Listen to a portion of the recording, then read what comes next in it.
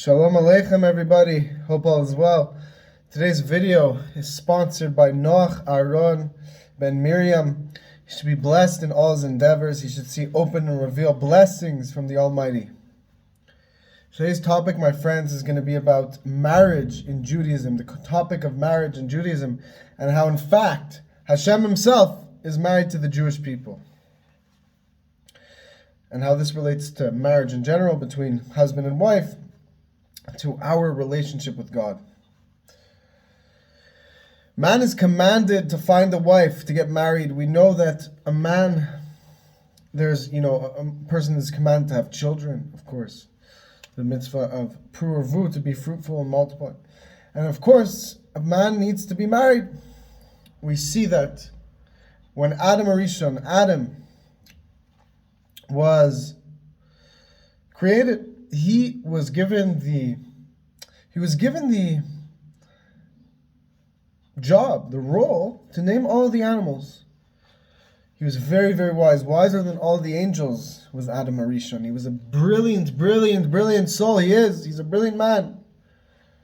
He's wise, very wise. There's discussions of who is the wisest man of all time, between Adam Arishon, Shlomo Melech, Moshe Rabbeinu, and Adam Rishon is in the topic of being potentially the wisest man of all time. He was handcrafted by Hashem himself. His soul is a part of God, was blown into his body by Hashem himself, and his body itself was handcrafted by the Almighty. So Adam was given the role to create, to give the names to all the animals, and he was so wise that he saw the divinity, he saw the inner divine coding of each animal, and he was able to name them. Adam noticed that all of these animals had a mate, had a wife, so to speak. Animals don't have husbands and wives, but they had a mate, and he was lonely, and he wanted a mate. We know that Adam at first was created both masculine and feminine at the same time. And what happened was, when Adam was naming all the animals, and he noticed that all the animals had a mate, and he desired a mate as well, Hashem agreed with him. And it says, it's not good for a man to be alone. Therefore, a man should always look to get married, because it's not good for a man to be alone. Even if a man already had children, he still, for whatever reason, God forbid, something happened, and either he's got divorced, or his wife, God forbid, passed, or whatever, we should not know such things. A man still has to get remarried. A woman, if she already had at least one son and one daughter, she doesn't have to get remarried. She doesn't have the mitzvah to get remarried. But a man is commanded, no matter how many children he has to get remarried, because it is not good for man to be alone. So what happened was, Hashem then, when he saw that Adam was sad and he desired a wife, Hashem put Adam to sleep and removed from within Adam himself Eve, Chava, and created Chava as a separate human being. And it shows you that Eve is a part of Adam himself. Chava is a part of Adam Arishon. She was literally taken from Adam and created into her own being. But she is a part of him himself. We should know that when we marry our wives, when a man marries their wife, you should know that they're not just marrying another person, but they're rather marrying the completion to their own very self. Both spiritually, in their soul sense, and even their bodies have been created as soulmates and body mates, so to speak, because we know our body is an expression of our soul, and our body and our soul are connected at a intense level. In their source, they're very designed for one another. Our body is designed for our soul. So to our wives and husbands, if you're a woman, your husband, you guys are designed for each other. That your bodies are counterparts. So someone could say we're soulmates, but we're so different. Exactly. You're two pieces to the same puzzle. If you see two puzzle pieces that fit into each other, they're exactly in the exact same places, they're different. The part where this one has an opening, this one has a closing. Where this one has an opening, this one has a closing. But because of those differences, so to speak, they fit in perfectly and unite as one. So too, husband and wife, it is those very differences that you have in situations or attitudes that allow you to fit into each other's lives to bring out the potential within one another. And this is an example, of course, for us and Hashem. The Jewish people are considered the wife of Hashem. Hashem is, we can't define Hashem by a gender. He is beyond description, so to speak. But in our relationship with Hashem, we are the wife and Hashem is the husband. Because the husband is related to giving and the wife is related to receiving and developing that what they receive. Working with what we receive. Hashem gives us the Torah and we develop that into our lives. We take that Torah that's holy and divine and spiritual and we take it into the world and we bring it into our lives. Of course, there's nothing else besides Hashem. And in truth, everything is Hashem. There's nothing else besides Hashem. So even us, the Jewish people, are a part of Hashem. And in truth, but as it turns out, as we come down into this world, we have a relationship with Hashem and we are considered the wife of Hashem, the Jewish people as a whole. And this was the marriage contract was established at Mount Sinai. The 10 Commandments are the marriage contract. And who was the officiator of the wedding? Who was the one running the officiation of the wedding? Who was the one, Masader Kiddushim, as they say? It was Moshe Rabbeinu. We had a serious rabbi running the show, the wedding ceremony. Now, something very deep that I want to share with you all that comes from the mimer of the Rebbe, Lecha Doidi, that we recite at our wedding when a man gets married to his wife before the chuppah, before the canopy ceremony where they get married. The man recites a mimer. The Chabad, in Chabad we have the minhag, the tradition, the custom, where the man recites a mimer with all those around him. He recites a Hasidic discourse that the Rebbe said. He gives over the beautiful holy discourse. The Rebbe said, this chassan, the groom, says it. And there's a message that is brilliant. So we touched upon the idea that the man, the husband gives and the wife receives. So in our life, we have a man has a wife. And as it seems in this world, it seems as if the husband is giving to the wife.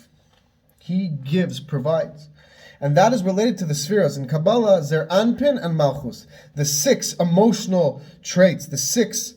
We have 10 spheres, and the 6, there's the lowest is Malchus, and then the 6, second to lowest, the 6 above that are called Zer Anpin. The 6 emotional traits, which flow into Malchus. They take all of the light of Chabad, of Keser and Chabad, of above it, the light from above it, they process it, and they distribute it into Malchus, the lowest spheres, which Malchus receives everything. It is complete humility, complete nullification, which only receives from that of which is above it. So the wife is considered Malchus. So at first glance, the husband is Zer Anpin. He is giving to Malchus. Literally, Malchus comes through him.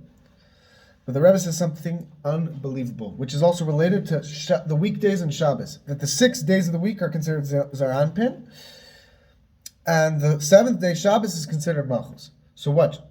So Shabbos is seemingly the lowest of the 7 days, because it's Malchus, which is the lowest sphere. It's literally at the bottom of all the other spheres above it. So too with the wife, seemingly, that the wife is Malchus, and the sphere and the husband is Zer Anpin. It's above it. It comes higher. Says the Rebbe, something that we have to take into our hearts. It's going to blow your mind. It's going to blow all of our minds. In its source, it's the opposite. In its source, Malchus, which seems lower, which seems like it's receiving, is actually in its source much higher. So too with the wife. In this world, it seems as if she's receiving from the husband. But in its source, it's the opposite. The wife is sourced higher than the husband, and really in their source, it's the wife that's giving to the husband. It's quite deep Kabbalistic teachings, but it's something that gets us excited. We love Kabbalistic teachings because our neshama wants to taste a little bit of godliness. We're in this world, we're in physical bodies, we're in physicality, we want to taste spirituality. It's like a mirror image. You have a mirror. Whatever's closer to the mirror is going to seem closer in the image. Whatever's further away is going to seem further the opposite direction. So too, the wife, in its source, the wife's soul is much higher than the man. And the man is lower. So as it comes down in this world, it seems like the man is higher, but really it seems like the wife's lower. But you flip it over around, in the higher realms, it's the complete opposite. So this is beautiful. But how do we take this into our lives? It's also this way with Shabbos and the weekdays. It seems like the weekdays are much higher than Shabbos because they're the 6 emotional traits of Zer Anpin. And Shabbos is Malchus, which is the lowest sphere. Really, it's the opposite in its source. What does this mean? It means that because you have to prepare for Shabbos during the weekday, you can't do anything for Shabbos on Shabbos itself. Everything has to come through the days of the week. You prepare for Shabbos, you make the food, you buy whatever you need for Shabbos, the wine. And then it's already ready and it gives into the Shabbos. But really it's Shabbos that blesses the entire week. So what does this mean with a husband and wife? It means as the following. When a husband puts himself in a position where he is going to give to his wife,